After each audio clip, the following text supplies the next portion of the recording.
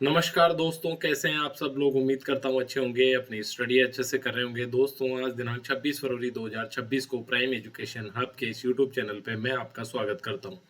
चलिए दोस्तों, सीधे अपने डिस्कशन पे ले चलता हूँ आपको, ज़्यादा समय खराब ना करते हुए आपका। ठीक है, तो आज की हमारी जो इम्पोर्टेंट न्यूज़ है वो है हमारे नीति आयोग के बारे में। न्यूज़ ये थी कि निधि जो छिब्बर है, इनको नीति आयोग का नया सीईओ नियुक्त किया गया है। इतनी सी न्यूज़ थी आपकी न्यूज़पेपर में। क्या थी? निधि छिब्बर जो है उनको नीति आयोग की नई कार्यकारी अधिकारी यानी कि चीफ एग्जीक्यूटिव ऑफिसर सीईओ नियुक्त किया गया है। इतनी सी न्यूज़ थी। अब आप समझिए इस बात को। क्या हमारे लिए इतना सा पढ़ना इंपॉर्टेंट हो जाएगा? क्या हमारा इतना सा पढ़ने से काम चल जाएगा? क्या हमारा सिर्फ ये याद करने से कि निधि छिब्बर जो नीति आयोग की नई सीईओ बन गई है? मेरा आंसर है बिल्कुल नहीं, नहीं चलेगा। आपको इसके बियॉन्ड पढ़ना पड़ेगा। बियॉन्ड क्या पढ़ना पड़ेगा? सबसे पहली चीज आपको इसके साथ ही नीति आयोग का जो स्ट्रक्चर है उसके बारे में जानना पड़ेगा।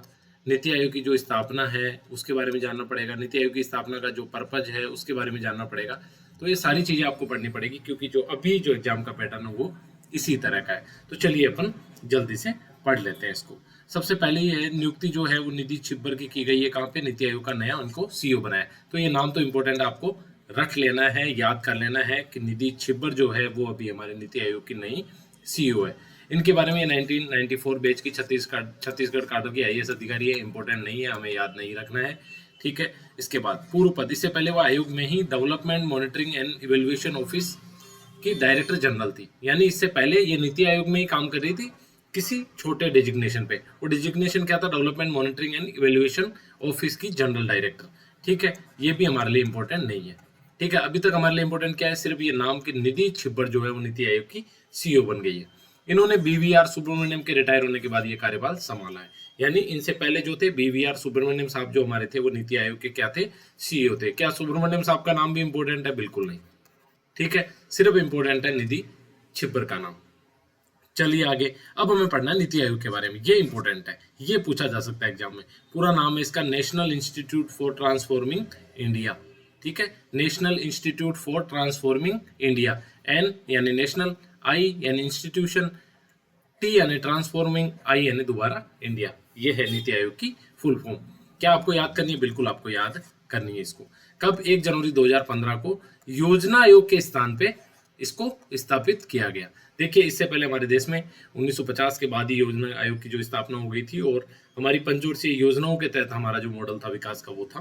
तो योजना आयोग उस तरह से काम करता था। तो इसकी जगह नीति आयोग की स्थापना की गई। आगे कि मूल सिद्धांत क्या है और संरचना क्या है। देखो, ये प्रमुख नीतिगत थिंक टैंक है। नीतिगत थिंक टैंक का मतलब होता है कि ये पॉलिसी मेकिंग के बारे में, ये एक ओवरव्यू के बारे में, ये सरकार और हमारे आगे के एजेंडा के बारे में एक सोचने वाली संस्था है। यानी प्लानिंग करने वाली, सोचने वाली, एक रणनीति बनाने वाली संस्था है। जैसे कि मान लो इंडिया के लिए विजन डॉक्यूमेंट 2047 है, यानी 2047 में विकसित भारत कैसे बनाना है, ये किसका डॉक्यूमेंट है? ये नीति आयोग का। ये सोचना किसका काम है? नीति आयोग का। आगे दिशात्मक और नीतिगत इनपुट प्रदान करना, यानी सरकार को, शासन को इनपुट देना कि इस तरह आप काम करोगे तो हमारे इंडिया में डेवलपमेंट आएगा। इस तरह अगर आप काम करोगे तो जो हमारे 20 करोड़ 25 करोड़ लोग जो गरीबी रेखा के नीचे उनको बाहर लाया जा सकता है। इस तरह अगर आप इंफ्रास्ट्रक्चर में इन्वेस्ट करोगे तो ये हमारी इकोनॉमी को इस तरह फायदा देगा। तो इस तरह का जो थिंक टैंक का यानी सोचने वाला जो काम है वो नीति आयोग का है, और ये सहकारी संघवाद के सिद्धांत पर आधारित है। देखिए, एक होता है संघवाद, यानी एक केंद्र होता है और राज्य होते हैं। सहकारी संघवाद का मतलब होता है कि राज्य और केंद्र आपस में मिलके, आपस में एक टीम की तरह, एक टीम इंडिया की तरह आपस में एक दूसरे को सहयोग करते हुए, आपस में एक दूसरे के म्यूचुअल रेस्पेक्ट के साथ और एक दूसरे की जो कॉन्स्टिट्यूशनल बाउंड्रीज है, यानी संविधान ने जो संरचना दी है उसके अंदर कार्य करते हुए एक दूसरे को हेल्प करना। तो ये है सहकारी संघवाद की जो फीलिंग है उस पर निर्भर था। अब आगे पढ़िए। अध्यक्ष कौन है इसका? भारत के प्रधानमंत्री। बिल्कुल याद रखेंगे, एग्जाम में पूछा जा सकता है। उपाध्यक्ष इसके क्या है? नियुक्त करता है कौन? प्रधानमंत्री ही नियुक्त करते हैं। यानी अध्यक्ष हो गए पीएम खुद, और नियुक्त कौन करते हैं? पीएम खुद उपाध्यक्ष नियुक्त करते हैं। और अभी कौन है? सुमन बेरी। क्या सुमन बेरी नाम याद रखना इंपॉर्टेंट है? यस, सुमन बेरी का नाम आपको याद रखना इंपॉर्टेंट है। पीछे भी एग्जाम में पूछा गया और आगे भी पूछा जा सकता है। इसकी जो गवर्निंग काउंसिल है, शासी परिषद बोला जाता है, गवर्निंग काउंसिल, इसमें कौन कौन होते हैं? देखो, इसमें सभी राज्यों के मुख्यमंत्री होते हैं और साथ में केंद्र शासित जो प्रदेश है उनके उपराज्यपाल भी इसमें शामिल होते हैं। यानी सारे सीएम हो गए और सारे जो केंद्र शासित जो राज्य हो गए उनके क्या है? उपराज्यपाल भी इसमें शामिल होते हैं। ठीक है, सीईओ कौन, अभी अपडेट के अनुसार आपको पता निधि छिब्बर जो है वो बीवीआर सुब्रमण्यम का स्थान ले रही है और वो इसकी नई सीईओ है। ओके, ये बात होगी। आगे कुछ इसमें पूर्णकालिक सदस्य होते हैं यानी परमानेंट मेंबर होते हैं जो कि पूरे टेन्योर रहते हैं। उनमें कौन कौन है, VK Saraswat, Ramesh Chand, doctor VK Paul, ये 3 नाम भी आप याद रखेंगे, बिल्कुल पूछा जा सकता है। ठीक है, और पदेन सदस्य होते हैं केंद्रीय मंत्रिपरिषद से अधिकतम जो 4 मिनिस्टर है उनको भी प्रधानमंत्री जो है इसमें नियुक्त कर सकते हैं। ठीक है, चलिए ये हमने पढ़ लिया। आगे कुछ स्पेशलिस्ट भी होते हैं जो अलग अलग, मान लो कोई इकोनॉमी में स्पेशलिस्ट है उनको नीति आयोग में ले लिया, मान लो कोई प्लानिंग में स्पेशलिस्ट है उनको नीति आयोग में ले लिया। तो इस तरह के जो स्पेशलिस्ट है उनको भी प्रधानमंत्री इसमें नियुक्त किया जा सकता है।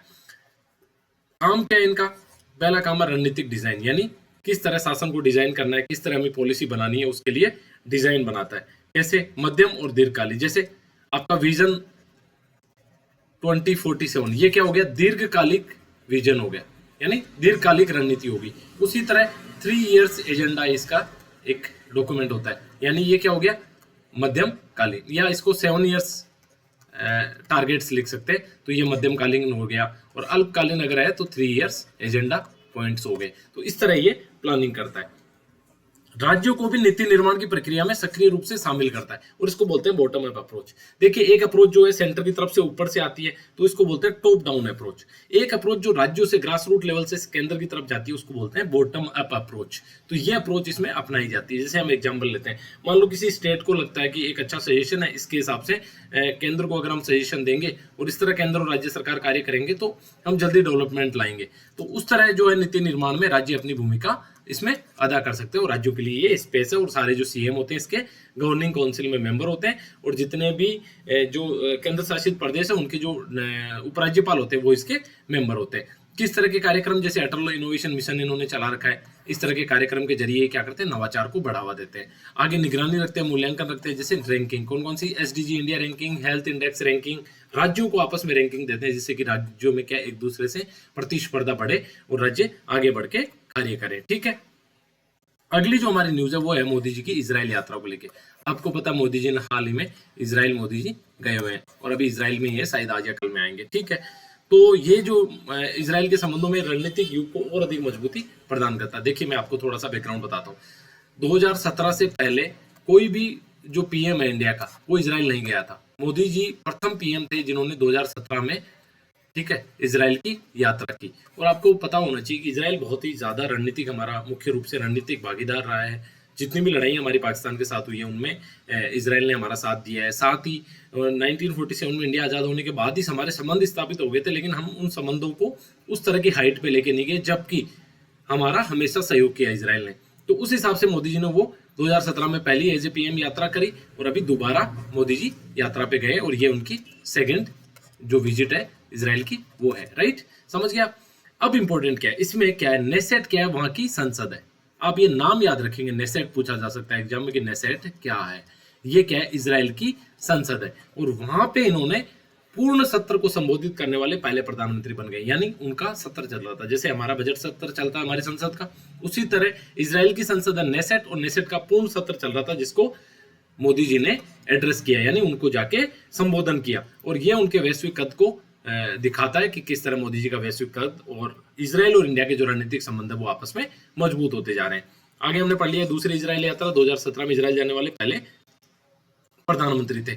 आगे आप देखिए ड्रोन और मिसाइल टेक्नोलॉजी जैसे इस तरह के आतंकवाद विरोधी जो अभियान है उनमें एक दूसरे को सहयोग करेंगे। और स्पेशली मोदी जी ने बोला कि हम इजराइल और भारत दो ऐसे देश है जो पूरी दुनिया से आतंकवाद को मिटा देंगे, इस तरह की बातें करी। आगे एक इंपॉर्टेंट आर्टिकल था I2U2, ये एक संगठन है जिसमें I2 और U2, I का मतलब इंडिया, सेकंड I का मतलब इजराइल, U का मतलब आपका UAE और सेकंड U का मतलब USA। ये चार जो देश है ये रणनीतिक रूप से एक संगठन हमने बनाया I2U2। एग्जाम में पूछा जा सकता है कि कौन सा देश है जो I2U2 का सदस्य नहीं है। आप याद रखेंगे इसमें इंडिया है, I first, I second Israel, U first UAE यानी आपका दुबई, संयुक्त अरब अमीरात जिसको बोलते हैं, और अमेरिका। ये चार इसके सदस्य जो आपस में सहयोग करते हैं। ठीक है, आगे कृषि और जल प्रबंधन जो है इनमें एक्सपर्टीज है किसको, इजराइल को। कृषि में कैसे, इनकी जो ड्रिप इरिगेशन जो टेक्निक्स है यानी कम पानी में अधिक पैदावार जो पैदा करने की जो टेक्निक है वो काफी अच्छी है। उसमें इंडिया को हेल्प कर सकते हैं। और दूसरा ये जो खारा समुद्र का पानी है, इसको डिसेलिनेशन का मतलब उसका लवणीकरण जो करते हैं, यानी खारे पानी को जो मीठा बनाते हैं, ये जो टेक्नोलॉजीज है इन पे साइन हो सकते हैं। जब और आगे निकल के आएगा तो हम इसको देखेंगे। साथ ही हमारे जैसे स्टार्टअप इंडिया जो कार्यक्रम है, इजराइल में भी स्टार्टअप नेशन नाम का कार्यक्रम है, ये दोनों आपस में कोऑर्डिनेशन बढ़ा सकते हैं, सहयोग बढ़ा सकते हैं कि किस तरह हम दोनों देशों के लिए जो ज्यादा फायदेमंद जो आइडियाज है उनको हम अप्लाई कर सकते हैं, यूज कर सकते हैं। ठीक है, आगे आंध्र प्रदेश के तिरुपति मंदिर को लेके एक एआई आधारित लैब स्टैब्लिश हुई है। क्या है ये? ई नोज और ई टंग, ये जैसी दो एआई तकनीक है जो कि वहां पे खाने की जो गंध के हिसाब से रसायनों की पहचान करेगी। तो आपको पूछा जा सकता है ई नोज और ई टंग क्या है? ये एआई आधारित तकनीक आधारित फूड टेस्टिंग जो है लैब्स है जो कि खाने की पहचान करेगी, भाई खाना अच्छा है खराब है क्या है, इस हिसाब से। तो आप सिंपल याद रखेंगे ई नोज और ई टंग। ठीक है, चलिए आगे चलते हैं। एक वर्ड था आज के न्यूज़पेपर में, लिटोरल वारफेयर। देखिए क्या होता है, मैं आपको समझाता हूं। मान लो ये आपका इंडिया है, ठीक है, इंडिया का साउथर्न पार्ट। अब आपको पता है यहाँ पूरी क्या है? वाटर बॉडी है। पूरे इंडिया के निचले एशिया में क्या है? पानी है। ठीक है, ठीक है, समझ रहे हैं मेरी बात? अब इस पानी में ये जो पानी है, मान लो ये जो पानी है ये बहुत डीप है। ठीक है, पहली चीज तो ये बहुत गहरा है। दूसरी बात, यहाँ पे जो मूवमेंट है किसका? जहाज का, वो भी क्या है? कम है। लेकिन ये जो एरिया है यह पानी भी क्या है? तटीय क्षेत्र में क्या है? कम गहरा है। साथ ही यहाँ जो मूवमेंट है यानी जहाजों के आने जाने का, वो भी क्या है? ज्यादा है। अब सोच के देखिए, इस तरह की कंडीशन में यहाँ पे जो सिक्योरिटी को लेके जो कंसर्न्स है वो काफी ज्यादा हो जाते हैं। सिक्योरिटी यानी जैसे सबमरीन होती है, वो पानी के 200, 300, 400 मीटर अंदर तक चलती है। अब यहाँ पे किसी सबमरीन को डिटेक्ट करना ये काफी इम्पॉसिबल सा हो जाता है। ठीक है, तो ये एक समस्या हर देश फेस करता है, इंडिया भी फेस करता है। इस हिसाब से इस जो एरिया है, इस एरिया में अगर कोई सैन्य अभियान चलाते हैं तो उसको बोला जाता है लिटोरल वारफेयर, यानी समुद्र का तटीय यानी इस तट के नजदीक का एरिया, साथ ही उथला यानी कम गहरा जो एरिया है, इसमें होने वाला जो सैन्य अभियान है इसको बोला जाता है लिटोरल वारफेयर। याद रखेंगे आप। ठीक है, आवाजाही अधिक होती है जहाज की और गहराई होती है कम, जिससे दुश्मन की जो पनडुब्बी है इनको पहचानना एक चुनौतीपूर्ण कार्य हो जाता है। और इसी चुनौती का सामना करने के लिए हमने आईएनएस अंजदीप आज भारतीय नौसेना में शामिल किया है। नाम याद रखेंगे, आईएनएस अंजदीप। ये 27 फरवरी को आज चेन्नई पोर्ट पर आईएनएस अंजदीप को शामिल किया है।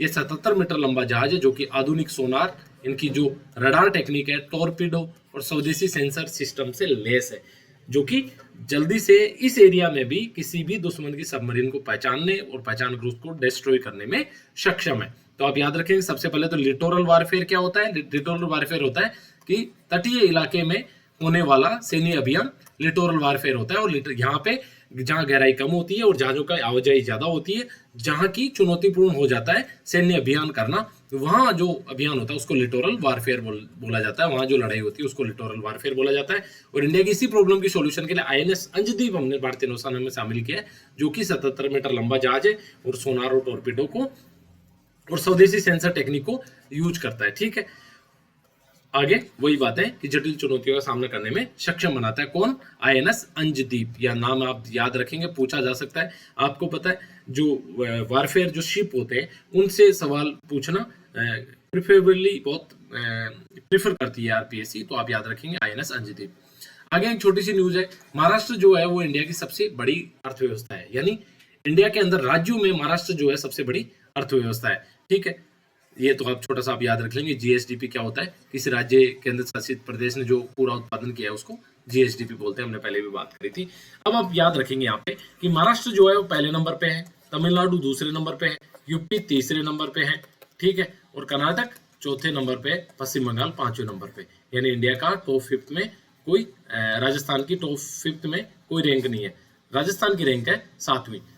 पहली चीज आप याद रखेंगे, पहले स्थान पे महाराष्ट्र है, 7वें पे राजस्थान है। ये दो चीजें, और हल्का सा इनको भी देख लेंगे, कभी हो सकता है सीक्वेंस के हिसाब से। इसको आप याद रखने का मैं आपको एक तरीका बताता हूँ। एक्चुअली क्या होता है, आपका जो कोस्टल स्टेट है लगभग यहाँ आपका महाराष्ट्र है, ठीक है, और यहाँ आपका ये तमिलनाडु है, ठीक है, और महाराष्ट्र आपको पता है महाराष्ट्र में मुंबई आता है, साथ में ये कोस्टल एरिया से जुड़ा हुआ है, तो ये तो है नंबर 1 जो जीडीपी में योगदान देता है इंडिया की में। और तमिलनाडु कोस्टल प्रदेश होने की वजह से नंबर 2। अब नंबर 3 जो यूपी है वो है अपनी साइज की वजह से, ठीक है। नंबर 3 यूपी है अपनी साइज की वजह से। और चौथा फिर वापस आप समुद्री जो स्टेट है कर्नाटक, वहां पे आ जाओ, ये 4th पोजीशन। और 5th जो है आपकी पश्चिम बंगाल, ये भी कोस्टल आपका एरिया इधर पड़ जाता है। तो फिर पश्चिम बंगाल और 7th आपका राजस्थान है। इस तरह आप याद रख लेंगे, थोड़ा सा एक सीक्वेंस दिमाग में बिठाएंगे तो आपको याद हो जाएगा, ठीक है। आगे हमने एक आर्टिकल डिस्कस हम करेंगे, इंक्लूड किया हमने एआई को लेके। देखो एआई के बारे में बहुत सारी बात हो रही है, लेकिन एआई बहुत सारी चिंताएं भी जनरेट कर रही है और हम इसके बारे में लगातार आर्टिकल्स डिस्कस करें। उसके 2-3 पर्पज है। पहली चीज, एआई से जुड़ा हुआ क्वेश्चन पूछा ही जाना है, ठीक है। और एआई से जुड़ी हुई आपकी अंडरस्टैंडिंग हो, आपकी पर्सनल लाइफ में भी, आपकी प्रोफेशनल लाइफ में भी बहुत काम की चीज है। इसलिए हम लगातार जो भी अगर इंपॉर्टेंट आर्टिकल एआई से रिलेटेड आते हैं तो हम इसको इंक्लूड करते हैं। अभी क्या हुआ, अभी एआई को लेके कुछ कंसर्न्स, कुछ 2-3 डेवलपमेंट हुए, उन घटनाओं के बारे में हम बात करेंगे। और फिर लास्ट में आर्टिकल में राइटर, ये एक्चुअली दैनिक भास्कर का आज का ही संपादकीय है, जिसमें संपादक लास्ट में ये बोलते हैं कि क्यों एआई को लेके नियम बनाना इंपॉर्टेंट हो गया है, ठीक है। तो चलिए कि एआई के लिए नैतिक नियम बनाना क्यों जरूरी है, इस बात को लेके अब समझिए। यहाँ पे मैं आपको समझाता हूँ। एक है एंथ्रोपिक, ANTROPIC, ठीक है, एंथ्रोपिक, समझना आप बात को, ठीक है। दूसरा है डीप सीक, ठीक है।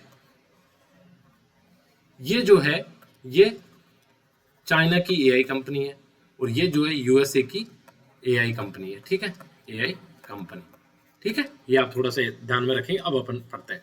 अमेरिका की जो एआई फर्म एंथ्रोपिक है, इसने आरोप लगाया है कि चीन की डीप सीक और 2 अन्य एआई लैब्स ने उनका डेटा चुरा लिया है। यानी इस अमेरिका की एंथ्रोपिक ने बोला है कि इस डीप सीक जो कि चीन की एक एआई कंपनी है और 2 अन्य कंपनियां प्लस 2 अन्य कंपनियां, इन्होंने हमारा डेटा चुरा लिया है, ठीक है। आगे बोलते हैं क्लोड जो मॉडल है वो विकसित किया इसने, एंथ्रोपिक ने क्या विकसित किया, क्लोड मॉडल विकसित किया, ठीक है। और इस पे इन्होंने लगभग 8 अरब रुपए खर्च किए, ठीक है। उसके बावजूद जो डीप सीक है चाइना की कंपनी, उन्होंने इस डेटा को चुरा लिया। पहला तो ये आरोप लगाया किसने, एंथ्रोपिक ने, ठीक है। अब आगे सवाल होता है कि भाई डेटा चुराया कैसे, भाई ये भी तो है ना। डीप सीक, एंथ्रोपिक जो है वो आरोप लगा रही है कि भाई मेरा जो डेटा है वो चाइना की डीप सीक और चाइना की 2 अन्य एआई कंपनीज ने चुरा लिया है। तो आगे सवाल ये उठता है कि ये डेटा चुराया कैसे। तो ये चोरी होती है 2 तरीके से, डिस्टिलिंग और स्क्रैपिंग। ये वर्ड आप याद रखेंगे और स्पेशली आरएस मेंस में जब आप इस तरह के वर्ड्स यूज करेंगे, जब आपकी इस तरह की अंडरस्टैंडिंग होगी इन वर्ड्स को लेके, तभी आप मार्क्स फेच कर पाएंगे। ये बिल्कुल सीधी, स्ट्रेट और सिंपल बात है। अब आप इसको किस तरह से समझना चाहते हैं, कितना डिले इसमें करना चाहते हैं, और आप आरएएस को लेके, स्पेशली आरएएस मेंस को लेके, आरएएस में फाइनल सिलेक्शन को लेके कितने सीरियस है, ये आप इसमें देख लेंगे। अगर आपको करना है तो यही तरीका है, अदरवाइज आप पढ़ते रहिए ट्रेडिशनल तरीके से, जैसी आपकी मर्जी है, ठीक है। तो ये चोरी 2 तरह से होती है। कैसे होती है, डिस्टिलिंग और स्क्रैपिंग। अब समझते हैं सबसे पहले डिस्टिलिंग को, ठीक है। अब क्या है भाई, एंथ्रोपिक ने अपना क्लाउड मॉडल बनाया, ठीक है। एंथ्रोपिक क्या एक कंपनी है, एआई कंपनी, इसने अपना चैटबॉट जैसा क्या बनाया, क्लाउड बनाया। अब इस क्लाउड को क्या किया, चीनी मॉडल्स ने लाखों सवाल पूछे। सबसे पहले तो क्लाउड को चीनी मॉडल्स ने लाखों सवाल पूछे, फिर इसको रीजनिंग, तार्किक सोच के लिए उकसाया। इसको बोला कि तुम अब ये सवाल पूछे, अब तुम तार्किक तरीके से इनके जवाब दो, ठीक है। फिर वो जवाब देने लगा तो उसको बोला कि तुम अपने चेन ऑफ थॉट यानी अपना पैटर्न भी बताओ। अब वो आदमी तो था नहीं जिसको ये संदेह हो जाए कि यार ये चाइना वाले मेरे से कुछ उगलवा रहे, वो मशीन है। और इन्होंने मशीन के साथ खेल खेला। कैसे खेल खेला, सबसे पहले तो उससे लाखों सवाल पूछे, सवाल पूछ के उसको उकसाया कि तू लॉजिकली सोच, और सोचने के बाद उसको बोला कि तू अपना पैटर्न भी बता, कि तेरा चेन ऑफ थॉट है, यानी तू ये सोच कैसे रहा है। और इन सारी चीजों को कर लिया इन्होंने कॉपी, ठीक है। और आगे इन्होंने पूछ लिया कि तू जो भाई निष्कर्ष पे पहुंच रहा है उसका स्टेप बाय स्टेप तरीका क्या है, ये भी बता दे, ठीक है। ये सारी बातें चीनी मॉडल्स ने ले ली और फिर चीनी एआई मॉडल्स ने अपने छोटे छोटे मॉडल को इस लेवल, इस तरीके से ट्रेंड कर दिया। तो ये सारा मामला था।